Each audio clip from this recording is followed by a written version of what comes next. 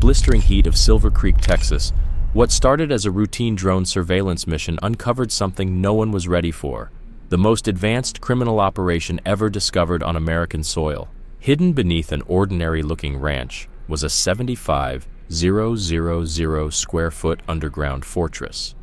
But this wasn't just a bunker. It was an invisible empire.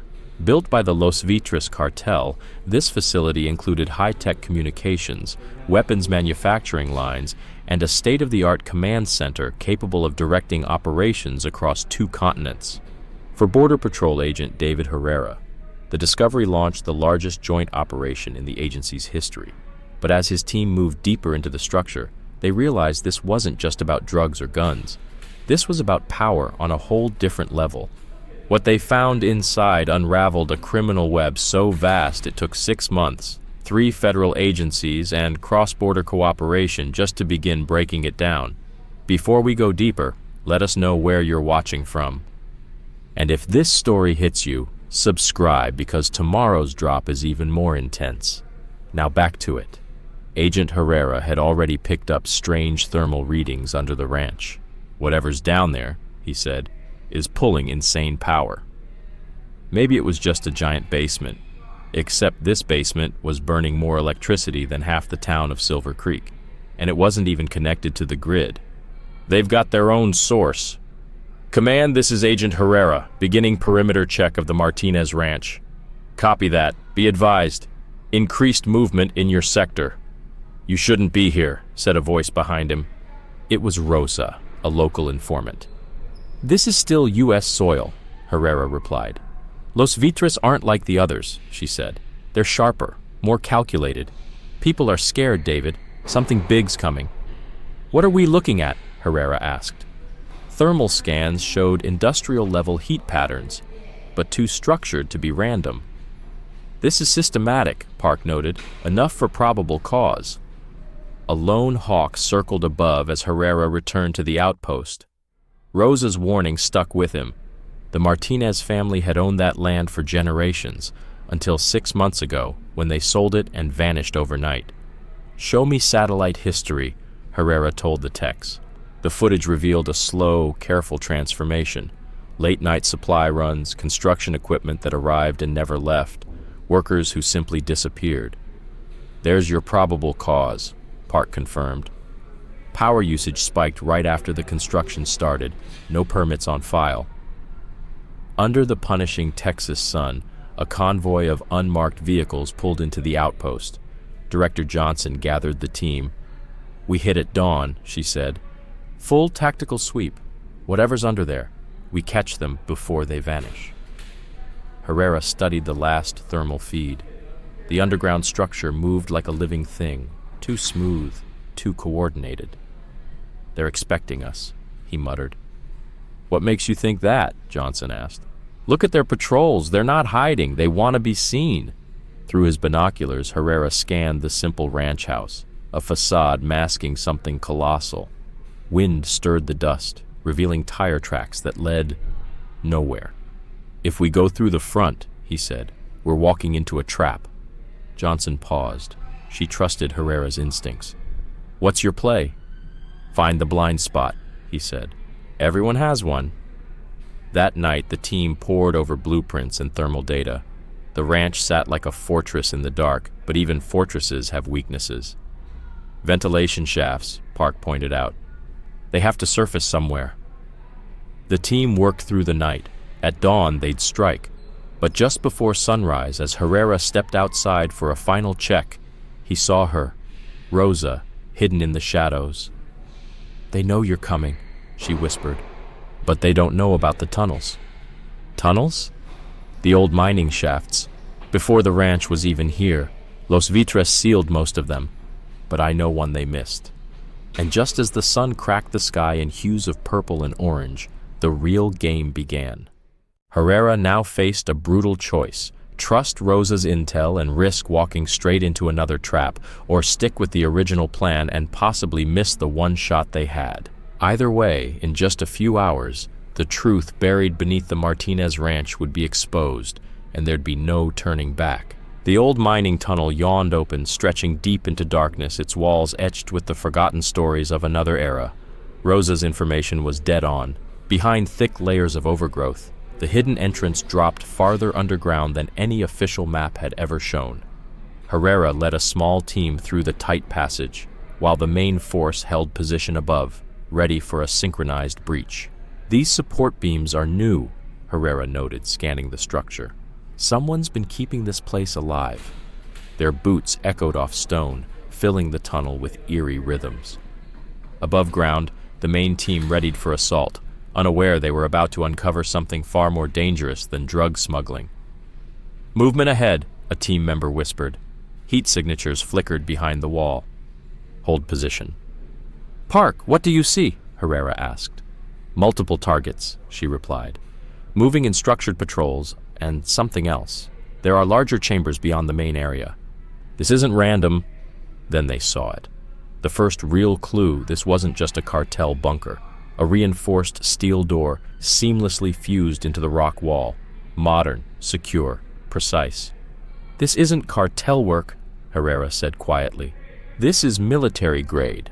Professional engineers, imported materials. They've been planning this for years." Through the ventilation shafts, voices echoed. Spanish, brief, tactical, talk of schedules, shipments, and something called Project Eclipse. "Breach team in position," came the call. "Execute on my mark." Above, the assault team stormed the ranch house. Below, Herrera's team breached the steel door, and what they saw stopped them cold. "Mother of God," someone muttered. The underground facility sprawled out like a hidden city, far larger than anyone had imagined. Corridors branched in all directions, manufacturing wings, communication hubs, living quarters, a fully self-sustaining command complex buried beneath the Texas soil. "We've got company!" Gunfire erupted. Cartel security forces, far better trained than expected, emerged from hidden alcoves. These weren't street-level thugs. They moved with discipline, precision. "Fall back to Checkpoint Charlie," Herrera shouted. "They're trying to lock us in. Move." Amid the chaos, Herrera caught sight of something critical. A high-tech command center, monitors still glowing, satellite feeds active. One screen displayed locations on both sides of the border. "This isn't a bunker," he realized. "It's a control hub." "Server room is in the southeast quadrant," Park called out. "We need to download everything before they wipe it." As they pushed deeper, the full scope became undeniable. Precision engineering tools, military-grade comms, intercepted transmissions. This was an intelligence center, not a drug lab. And the files? Not just cartel notes, but classified data on every major law enforcement op from Texas to Mexico City. Then the facility shook. An explosion rocked the upper levels. Above, the main force had run into the cartel's backup plan. "Flood the tunnels, erase everything. All teams, fall back to extraction. Bring whatever intel you can carry." Water began pouring into the lower levels. As Herrera turned to escape, he found one last revelation. A map, hidden behind a filing cabinet, showing more facilities scattered across the borderlands. The Martinez complex wasn't a stronghold, it was a prototype. As the team fought their way through rising water and gunfire, they hadn't just lost a bunker. They'd uncovered something bigger, a blueprint for a cartel empire operating in plain sight. Helicopters circled above as tactical teams secured the ranch. But the message was clear. This wasn't the end. It was just the beginning. Los Vitres hadn't built a bunker. They'd drafted a future, and somewhere in the dust, Rosa had vanished. All she left behind was a warning. Watch the northern properties. That's where they'll go next. We spent a lot of time uncovering and preparing this story. So if you're feeling the intensity, subscribe, drop a comment, and hit that bell icon. We've got more coming. Now, let's keep going. Inside the surveillance van, the tension was thick. Rosa monitored incoming feeds. Multiple vehicles had just left the compound, splitting off in different directions along known smuggling routes. "Target Alpha is heading north on Route 15, she reported. 2 escorts consistent with previous convoys." Herrera's voice cracked through the radio. Maintain distance. We need the full route before moving in. Over time, the task force had mapped 3 major distribution channels, all layered beneath legitimate businesses, perfectly designed to disguise their true destinations. Los Vitres had spent years perfecting their system, and now it was unraveling. Matching the profile from last week's operation, Park's team was locked in on the eastern route, tailing a freight truck that had left the Martinez compound exactly an hour earlier. Targets holding speed. No signs they've spotted us, Park reported. After weeks of meticulous surveillance, the task force had mapped an intricate web, warehouses, front companies, dirty officials, all feeding into the Los Vitres machine. But the cartel always seemed one step ahead, adapting their security with each passing day. Movement at the warehouse, Rosa said, eyes locked on her screen. Loading Dock B active. Same pattern as last Thursday, Martinez confirmed from his observation post. Same time window too. By now, the task force could read the cartel's playbook. Subtle cues like shift changes, patrol rotations, and seemingly random route changes that, when put together, revealed a deeper logic. Patterns disguised as chaos. Third convoy confirmed. Western approach. 10 minutes out from Junction Point, Park added. Herrera's strategy relied on precision. This had to go off perfectly. If even one team moved too early, months of prep would collapse in an instant. All units, maintain position. Wait for my mark, Herrera commanded. At the warehouse, security followed their usual script. Perimeter sweeps, rotating guards, camera checks. No sign they'd caught wind of the surveillance. Target Alpha passed mile marker 45, its escort vehicles in tight formation exactly as expected. Inside the compound, Los Vitres moved like a military machine. Years of cartel discipline sharpened into a system that looked random to outsiders, but was anything but. Patterns, purpose, precision. Loading dock secured, Rosa called. Trucks heading out the north gate. Each convoy wasn't just a target. It was a thread in Los Vitres' larger operation. One carried drugs, another, weapons. The third, money, laundered through a network of clean businesses. Second convoy approaching checkpoint Delta, Park added. No deviation. The task force had laid out its assets carefully. Each team with overlapping coverage, redundancies built into the plan in case anything went wrong. Herrera wasn't leaving this to chance. All units status check. Team 1, in position. Team 2, ready. Team 3, standing by. The hardest part was always the waiting.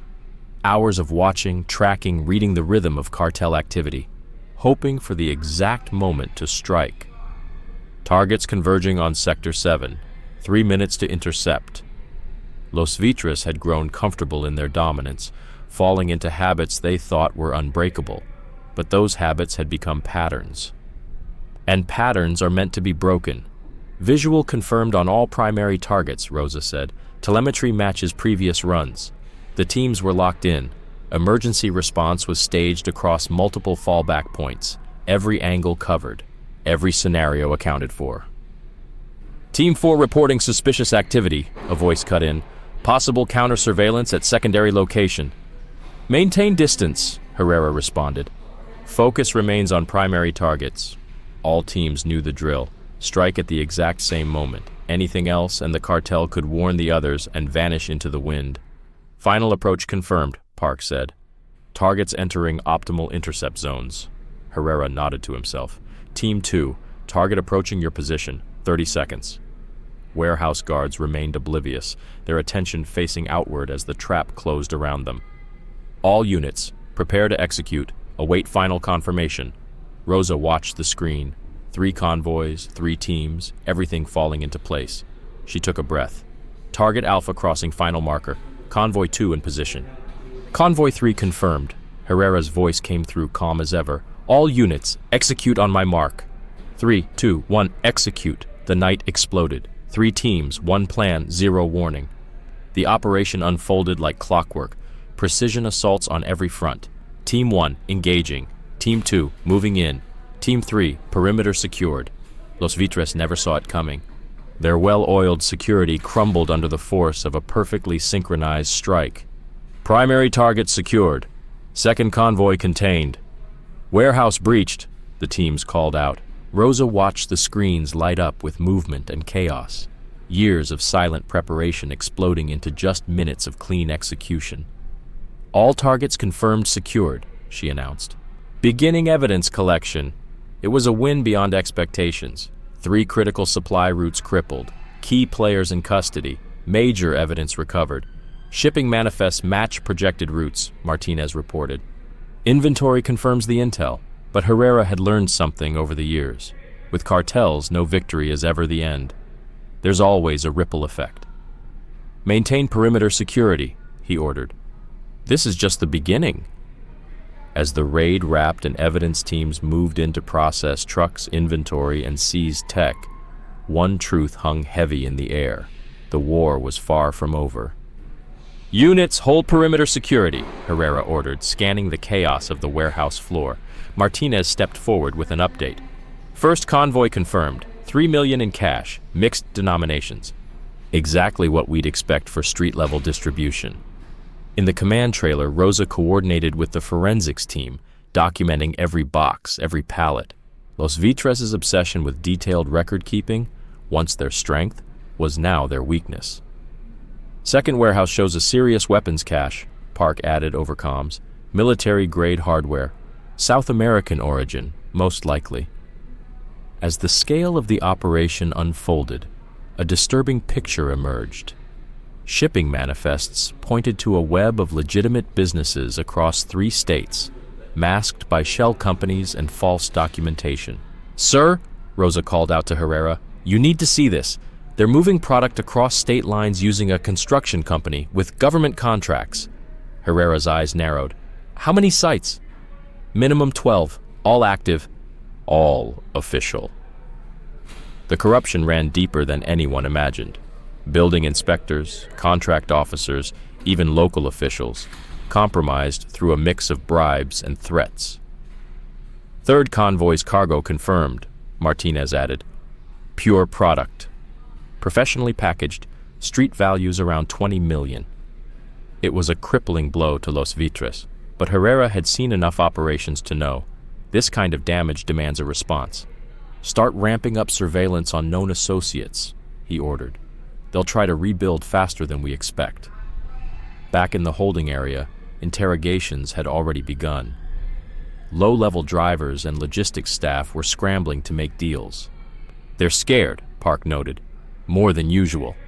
They should be, Rosa said. Los Vitres doesn't forgive mistakes.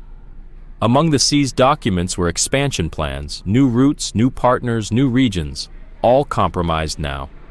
Found payroll records, Martinez announced. Names, dates, even bank info. Send it to Financial Crimes, Herrera replied. Follow the money while the trail's hot. On the warehouse computers, encrypted files started to crack open.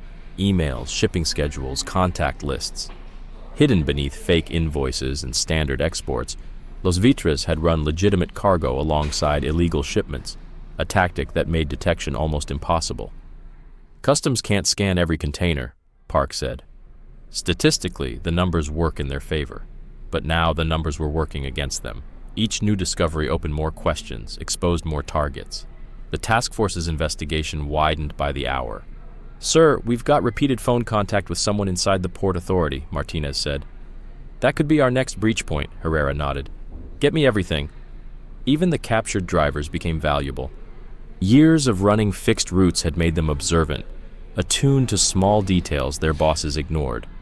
They keep 3 active safe houses at all times, one driver said.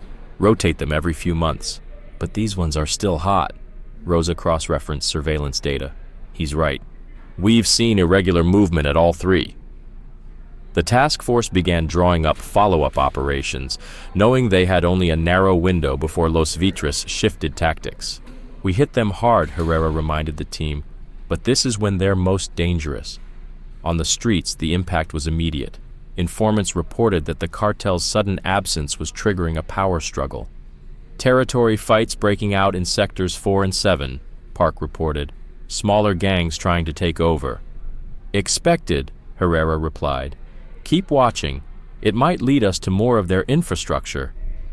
Through the night, the evidence kept coming. One lead after another. More files, more patterns, a deeper understanding of how this criminal empire had stayed hidden for so long. Found their quality control protocols, Rosa said. They test product at 3 separate stages. Professional setup. They don't stay on top by selling garbage, Martinez muttered. They're ruthless, but methodical. Financial analysts traced the money trail, a spider web of shell companies, clean on paper, rotten underneath. They've got sharp accountants, one analyst said. And even sharper lawyers, Park added. Everything's set up for deniability. The task force knew they had to act fast. The longer they waited, the more ground Los Vitres would recover. Increase surveillance on all known players, Herrera ordered. Look for outliers, urgent meetings, unscheduled movements. We've already flagged 3 possible high-level gatherings, Rosa said. All within the last hour, the investigation had entered its most dangerous phase. The cartel was wounded, and a wounded enemy is the most lethal. All teams maintain alert status, Herrera warned. This is just the beginning. And then, the first signs of retaliation. Within 48 hours, street-level dealers began disappearing. Known storage units were emptied. Associates quietly relocated their families. They're clearing the board, Rosa whispered. Whatever comes next, it's already in motion. They're clearing the board, Rosa said, her eyes locked on the movement patterns unfolding on screen. Civilians were being pushed out of certain zones, standard protocol before a cartel hits back. They're getting ready for war, Park agreed. Surveillance teams reported activity at previously dormant sites. Los Vitres was waking up its sleeper cells, calling in muscle from neighboring regions. 3 new vehicles tagged at the border, Martinez added, confirmed affiliates from Sonora. They're reinforcing, Herrera said grimly. Put Border Patrol on alert. Financial analysts chimed in, red flags across multiple banks. Money was on the move, accounts liquidated, new ones opened. It was clear. They were restructuring fast. They're making assets harder to track and harder to freeze, Rosa noted. Classic defense posture, Park said. Spread, hide, survive. Street-level informants confirmed the shift. Tension was rising in cartel-controlled neighborhoods. Dealers were getting nervous. Most of them don't even know which side they're on, Herrera muttered. Los Vitres doesn't share strategy with pawns. But the evidence from the raid kept paying off. Phone records exposed hidden connections. One name stood out. Got repeated references to someone called El Contador, Rosa reported. Looks like their financial gatekeeper. Dig deep, Herrera ordered. Their cash flow is their lifeline, and their weak point. Surveillance picked up more mid-level meetings. Los Vitres was reorganizing, filling gaps, trying to patch the wounds. They're promoting younger members, Park observed. Fast moves. Risky.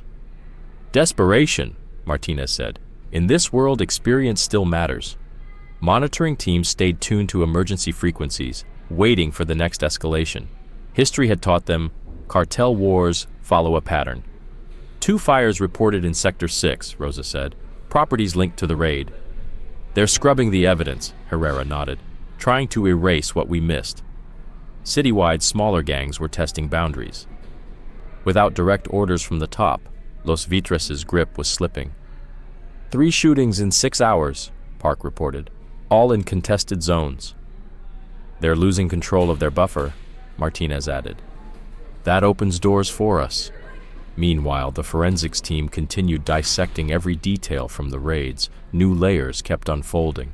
Their distribution routes are more complex than we thought, Rosa explained. Every lane has redundancies. Makes sense, Herrera replied. That's how they've lasted this long. Careful planning. Photos came in showing cartel members meeting with so-called businessmen. Los Vitres was activating its legal facade. They're rallying their political ties, Park said. 3 meetings with local officials, all within 24 hours. Document everything, Herrera instructed. Those are soft targets with serious value. The legal team began drafting the next wave of warrants. Herrera's priority was clear. Focus on their finances, hit them where it hurts. Banking activity's changing, Rosa confirmed. They're shifting assets offshore. On the streets, their distribution patterns evolved overnight. Smaller shipments, more frequent deliveries. Same product still moving, Martinez said, but in pieces. Harder to trace, Park added. They're adapting. The task force prepared for the next move. Every cartel reaction came with risk and opportunity. We hit them hard, Herrera admitted, but they're not done. Not even close. They'll want to send a message, Rosa said quietly. Prove they're still a force. Intelligence confirmed it. Los Vitres had reached out to other cartels. Meetings, talks, terms. They're negotiating alliances, Park reported. Or at least temporary truces. Smart move, Martinez noted. They can't fight everyone at once. The task force began increasing protection for witnesses and informants, those who could blow holes in Los Vitres' plans. 2 have already asked for relocation, Rosa said. They know what's coming. As the sun dipped below the horizon, the city held its breath. Anyone with street sense could feel it. The storm was coming, and at dawn, it hit. 3 coordinated explosions, simultaneous strikes, tore through small businesses known to cooperate with law enforcement, a bakery in East District, a mechanic shop near the port, a suburban convenience store. No casualties. But the message was clear. These were warnings, Rosa said, analyzing the blast footage on multiple monitors. No overkill, just enough to send fear through the community. All 3 detonated within 2 seconds of each other, she added. Military-grade remote triggers, this wasn't improvised. Cartel Psychology 101, Park said, marking blast points on the map. Fear is the fuel. Zooming out, the tactical map revealed something chilling. The blast sites formed a triangle encircling the cartel's core distribution zone. Symbolic perimeter, Rosa noted. Territory marked. Statement made. The forensics team rushed in. Fragments from the blast sites confirmed it. Same materials, same craftsmanship. Explosives matched the ones stolen from that military depot 3 months ago, the text said. Same design across all locations, classic Los Vitres signature. Herrera stood over the table, jaw set. They're not just retaliating, he said. They're escalating. In the heart of Istanbul's Grand Bazaar, Agent Herrera shadowed his target through the dense crowd. 3 days of surveillance had confirmed it. Los Vitres was leveraging traditional Hawala networks to move value across borders. Target entering spice market, Rosa reported from a nearby cafe, watching discreetly behind a newspaper-hidden tablet. Confirmed, Park responded from his position inside a carpet shop. Meeting a known Hawala broker in 2 minutes. Los Vitres had discovered a powerful formula, combining ancient informal banking with modern cryptocurrency to enable untraceable global transfers. Martinez, observing from a rooftop, confirmed, second target inbound, matches the blockchain developer's profile. They're merging old and new methods, Herrera said quietly, and doing it flawlessly. Los Vitres began as a covert network using ancient trade routes and informal value systems like Hala to create untraceable digital financial hybrids. By integrating blockchain and encrypted communication, they transferred funds globally without paper or digital trails. Their operations scaled using trust-based relationships, making them almost impossible to monitor. They moved beyond crime, becoming fintech innovators by offering blockchain-based trade finance tools, real technology that solved legitimate problems. Banks embraced their platforms, unaware that they were also facilitating illegal transactions under the guise of compliance and transparency. Their reach expanded into AI, encryption, and quantum computing.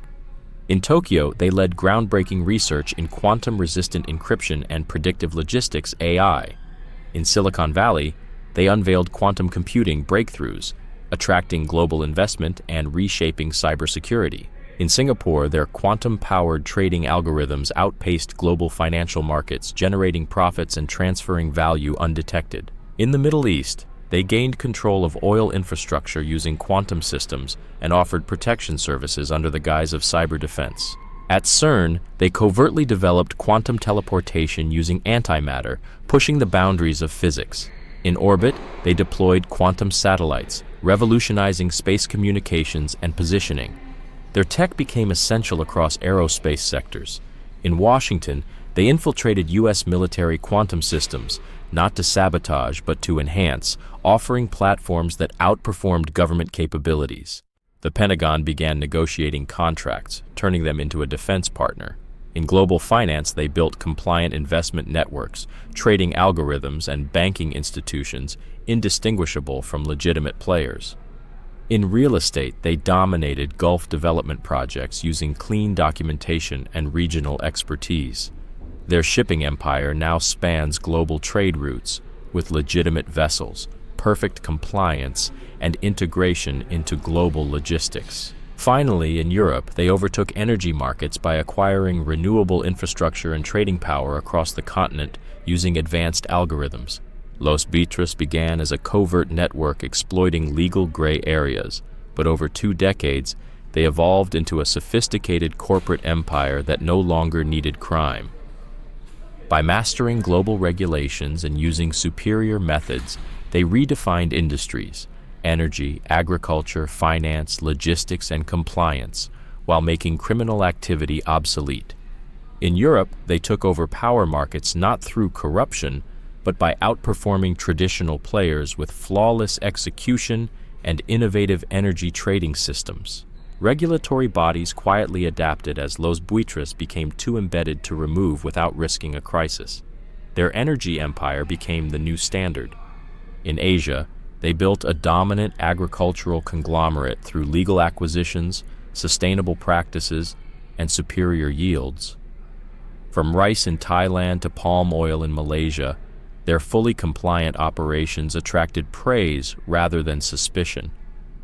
Former criminals became expert managers, while law enforcement found themselves powerless against a model that was entirely legal. Rather than bribe or threaten, Los Buitres simply hired away top talent, financial experts, cybercrime specialists, former police officers, offering higher salaries and better careers. This strategy drained law enforcement of institutional knowledge, replacing threats with HR recruitment. Ex-enforcers were retrained into compliance officers, risk managers, and corporate strategists. Eventually, even their old criminal operations were voluntarily shut down. Legitimate businesses proved more profitable, more stable, and more scalable. Their compliance systems surpassed government standards. Financial crime plummeted wherever their systems were adopted. They weren't hiding, they were setting new norms. Former street-level operatives became engineers and executives. Communities transformed. Crime dropped not because of enforcement, but because legitimate success became easier, more sustainable, and more desirable. Global law enforcement struggled with the implications. How do you fight an organization that eliminates crime by making it economically irrational? By the time Los Buitres addressed the UN in Davos, they weren't a criminal group. They were a case study in transformation. Their message, crime isn't inevitable, it's a market failure. Fix the market and crime disappears. Their legacy, not just clean business, but superior business.